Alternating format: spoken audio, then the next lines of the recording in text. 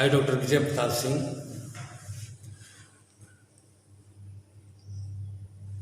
Today we will discuss about the international law and municipal law. In the yesterday class, I have discussed nature, definition, origin and basics of international law. And yesterday these things have been discussed in the yesterday class. Today I discussed international law and municipal law. First of all, whether international law is a law, I have discussed in yesterday class. Yes, it is law. Then today I discussed international law and municipal law. International law and international law and municipal law. Municipal law. You know that अंतर्राष्ट्रीय विधि और मानवीय विधि, अंतर्राष्ट्रीय विधि और मानवीय विधि दोनों विधियां एक दूसरे में असमानताएं हैं, एक दूसरे से पूरक नहीं है, भिन्न है। दोनों में असमानताएं हैं और दोनों भिन्न हैं। अंतर्राष्ट्रीय विधि जहां एक तरफ संधि पर बल देती है, जो राज्यों पर लागू होते हैं, राज्य उनको परस्पर रूप से पूर्ण रूप से पालन करते हैं। राज्य का यह दायित्व होता है कि संधियों का पालन करें। सुरक्षा परिषद, सिक्योरिटी काउंसिल की जो है, इन संधियों को पालन करवाने में अपना पूर्ण रूप से कार्य करती है। अगर कोई राज्य जब कोई संधि होती है तो उसे पूर्ण रूप से पालन नहीं करता है तो उस पर उसे ना पालन करने का दंड भी दिया जाता है। जैसे इंटरनेशनल लॉ और म्यूनिसिपल लॉ में असमानताएं हैं, दोनों भिन्न हैं। एक राज्य की बात करता है, दूसरा राष्ट्र की, अंतर्राष्ट्रीय की बात करता है। राज्य में वही चीज़ें आती हैं जो कि भौगोलिक रूप से विद्यमान होती हैं, जो राज्य को परस्पर पूर्ण रूप से आगे ले जाने में सहायक होती हैं। लेकिन दोनों में भिन्नता इसलिए पाई जाती है कि राज्य से ऊपर अंतर्राष्ट्रीय विधि है। इसे राज्य विधि से अंतर्गत राज्य को नियंत्रित किया जाता है, अंतर्राष्ट्रीय विधि के अंतर्गत अंतर्राष्ट्रीय विधि को नियंत्रित किया जाता है। लेकिन असमानताएं दोनों में हैं। और आप देखेंगे हमारे international jurists, those who have delivered their opinion for and against, there are so many exponents who have delivered their opinion in for, and there are so many exponents who have delivered their opinion in against, no doubt at all. But when we compare the law, whether international law and municipal law, then international law is above in comparison of municipal law. अंतर्राष्ट्रीय विधि और मानवीय विधि को जब हम दोनों को में प्रतिस्पर्धा के रूप में देखेंगे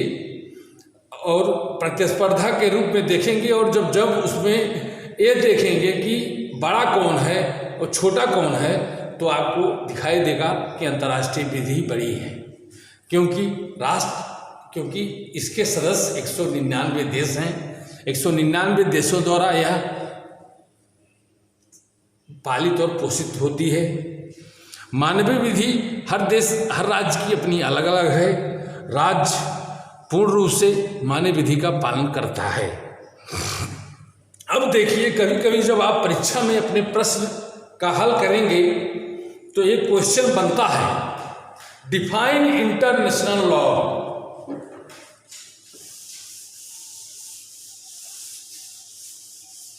एक क्वेश्चन बनता है, डिफाइन इंटरनेशनल लॉ।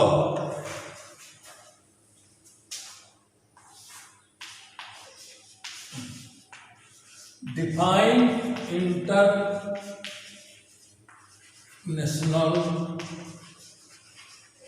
लॉ, एक ये है। What is the relation between, what is the relation between international law and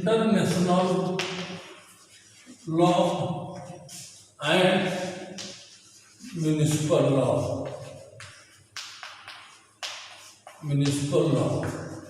एक क्वेश्चन ये आपका तैयार बनता है जो कि 20 नंबर का बन सकता है। आपको अंतर्राष्ट्रीय विधि की परिभाषा देना है। What is the international law, अंतर्राष्ट्रीय विधि है क्या, अंतर्राष्ट्रीय विधि और मानवीय विधि में संबंध। तो मैंने आपको नेचर बताया था, डिफिनेशन बताया था, तो उसको डिफिनेशन को तो रखना ही है, साथ साथ इसके जन्म से लेकर पहले शुरुआती बता देना कि अंतर्राष्ट्रीय कब उत्पत्ति हुई, अंतर्राष्ट्रीय विधि की कब उत्पत्ति हुई, अंतर्राष्ट्रीय विधि की उत्पत्ति, जनक, इन सबको बताते हुए आपको परिभाषा देना है। उसके बाद सीधे आपको चले आना है कि अंतर्राष्ट्रीय विधि और मानवीय विधि में क्या अंतर है, क्या संबंध है। अंतर अगर पूछेगा तो अंतर, नहीं तो संबंध को पूर्ण रूप से विवरण करना है, वर्णन करना है। एक क्वेश्चन आप नोट करिएगा, ये महत्वपूर्ण क्वेश्चन आपके लिए बनता है। नेक्स्ट आपको बताएं, इसी सीरीज में चैप्टर यूनिट 1 में ही है, whether difference between theory and reality of international law. Theory and reality of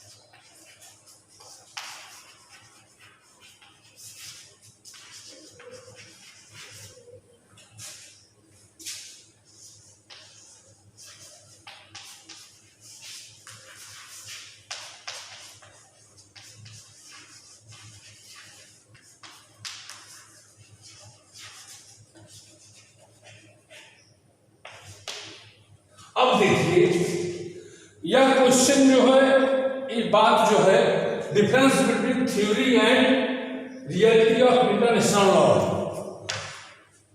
अंतर्राष्ट्रीय विधि के सिद्धांत की बात कही गई है।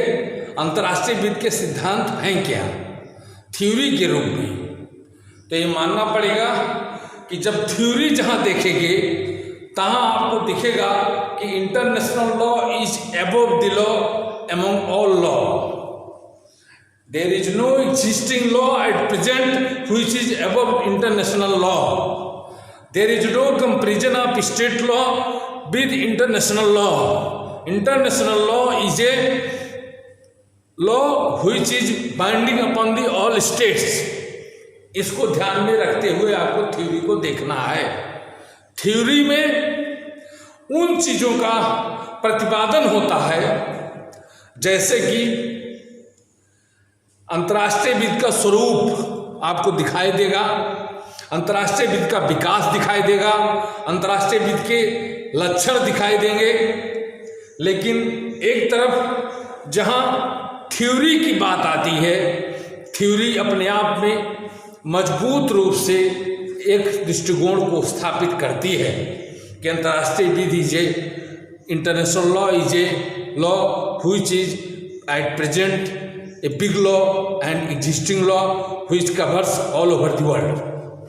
There is no comparison with any other law with any country. या किसी भी देश से, किसी भी विधि से इसकी तुलना नहीं हो सकती। क्योंकि यह अपने आप में एक सारभूत सत्य है। इसमें विधि यह विधि अपने आप में पूर्ण विधि है।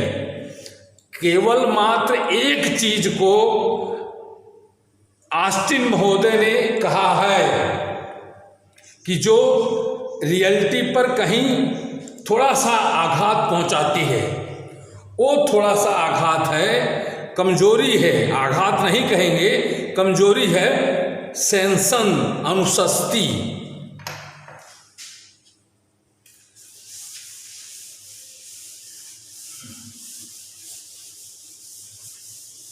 वो है sanction, अनुशास्ति।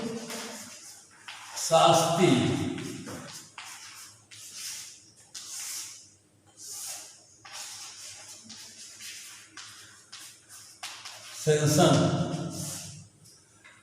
without a law which is passed by the any legislative council, without sanction that law is valueless। जो भी विधि किसी भी काउंसिल द्वारा पास की जाती है और वह विधि अगर उसमें सेंसन का अभाव पाया जाता है तो लॉलेस होती है। ये सही है।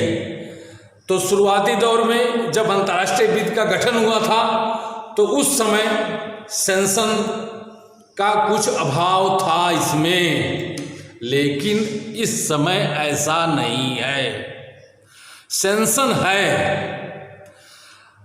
संयुक्त राष्ट्र संघ के गठन के बाद सेंसन की स्थिति बदली और पूर्ण रूप से सेंसन एक अपने आप में पराकाष्ठा के रूप में उदय होकर हमारे सामने आया। जहां भी आप देखेंगे फर्स्ट वर्ल्ड वॉर से लेकर अब तक इसकी पूरी यात्रा को देखते हुए सेंसन जो है सेंसन का अभाव नहीं है। इसे एंशियंट विधि भी कहा जाता है, प्राचीन विधि भी कहा जाता है। प्राचीन काल में इसमें कुछ त्रुटियां थीं जिसको संशोधित करके संयुक्त राष्ट्र संघ के गठन के बाद इसे सही कर लिया गया है।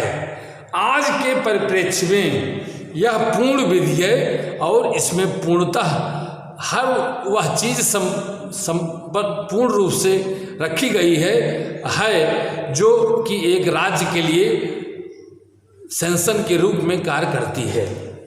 अब देखिए अनुशास्ती मीन्स ये होता है, जैसे हम बात करते हैं स्टेट लॉ की, तो स्टेट लॉ में law is A command of sovereign जहां बात करता है विधि संप्रभु का आदेश। दूसरा है law is nothing but a common sense of the common people. विधि क्या है?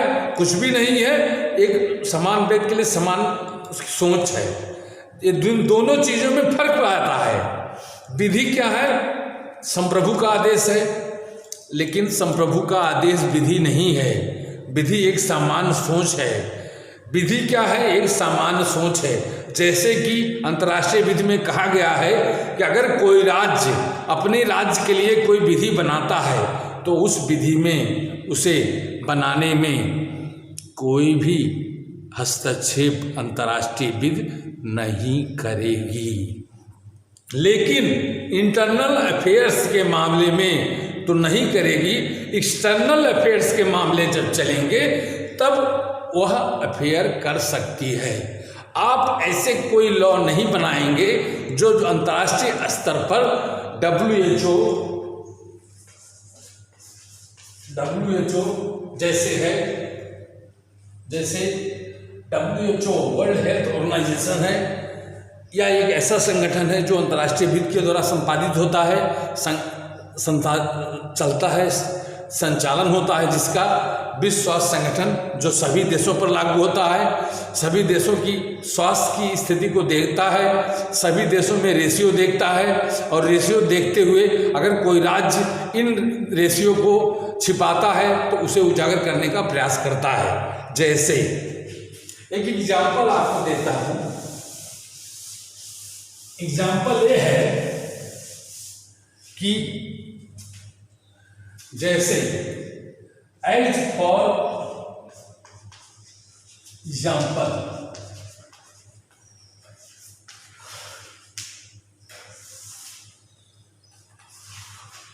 एज फॉर एग्जाम्पल, आप देखेंगे अंतर्राष्ट्रीय विधि में पहले क्या होता था कि जघन्य अपराध को छिपाया जाता था, जघन्य अपराध होते थे और छिपाए जाते थे, लेकिन अब ऐसा आप नहीं कर सकते हैं, क्योंकि यूनो WHO उसको पूर्ण रूप से आज उसमें संलिप्त है और उससे देख रहा है और हर स्टेट से उसका डाटा लेता है।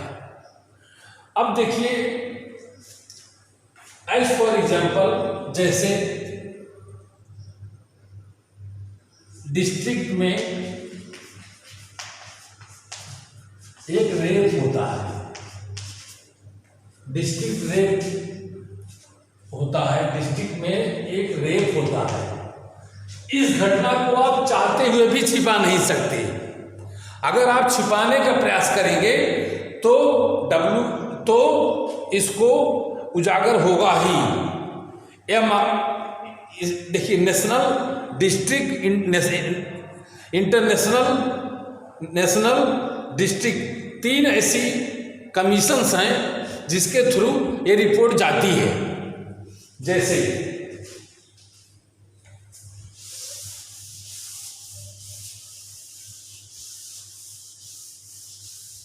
तीन ऐसे एरियाज हैं जो इंटरनेशनल,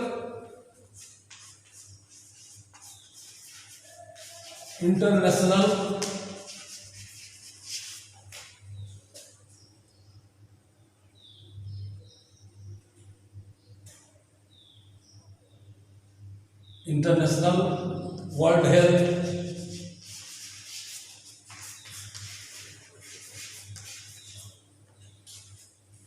ऑर्गेनाइजेशन,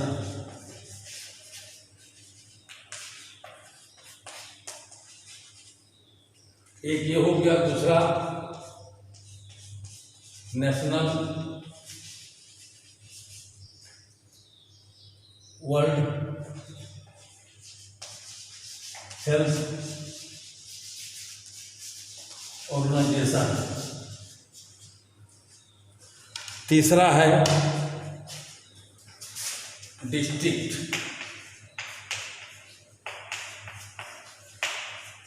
लेवल पर हेल्थ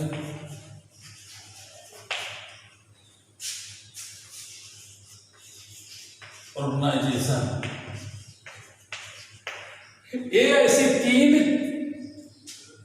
बिंदु हैं जिन 3 बिंदुओं पर आपके किसी भी अपराध को छिपाने की प्रक्रिया को छिपाया नहीं जा सकता।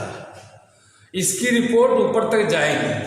जैसे घटना डिस्ट्रिक्ट में होती है, ये रिपोर्ट आपको स्टेट को देनी होती है, स्टेट के बाद नेशनल को, नेशनल को के बाद इंटरनेशनल को, डिस्ट्रिक्ट के बाद स्टेट को है, डिस्ट्रिक्ट है फिर स्टेट इसी में आ जाता है। स्टेट वर्ल्ड हेल्थ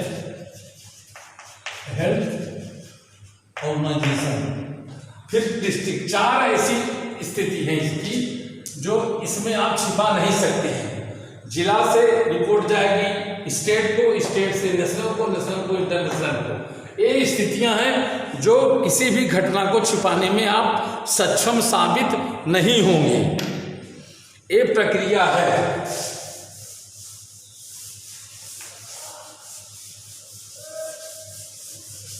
अब देखिए, यूनिट 1 में मैं आपको एक महत्वपूर्ण चीज बताने जा रहा हूं, distinction between private law and public law, distinction between private international law and public international law and private international law, private international law and public international law. अब देखिए, प्राइवेट इंटरनेशनल लॉ जो होता है वो स्टेट पर लागू होता है और पब्लिक इंटरनेशनल लॉ जो होता है वो अंतर्राष्ट्रीय स्तर पर लागू होता है। इसमें जो होता है, राज्य में एक परस्पर सहयोग और सहभागिता होती है। एक महत्वपूर्ण बिंदु को मैं आपके सामने आज रख के जाता हूं, जिसकी चर्चा अगले क्लास में करूंगा। Whether international law is a weather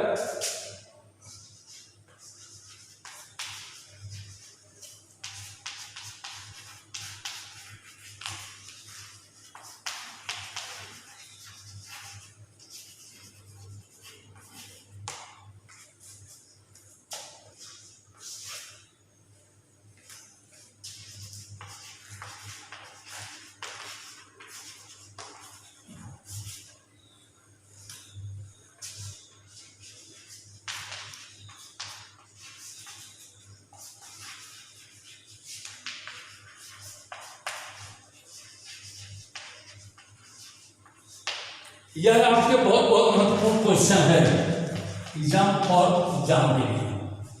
weather international law is a varying point of jurisprudence, क्या अंतर्राष्ट्रीय विधि लुप्त प्राय बिंदु के समान है? नहीं। यह आपका सवाल महत्वपूर्ण है। मैंने 2 सवाल आपको बताए इस आज के इस क्लास में। पहला, define international law, what is relation between international law and municipal law, and second question is whether international law is a vanishing point of jurisprudence, क्या अंतर्राष्ट्रीय विधि लुप्त प्राय बिंदु के समान है? तो नहीं, अंतर्राष्ट्रीय विधि लुप्त प्राय बिंदु के समान नहीं है। एक समय था अंतर्राष्ट्रीय विधि लुप्त प्राय बिंदु के समान थी, लेकिन आज नहीं है। इसमें सेंसर का अभाव था, आज सेंसर का अभाव नहीं है। यह पूर्ण रूप से एक विधि है जो पूरे देश को स्वतंत्र रूप से पूरे विश्व को संगठित करती है और उस पर लागू करती है। इसलिए आपको इस विधि को जानना अति आवश्यक है।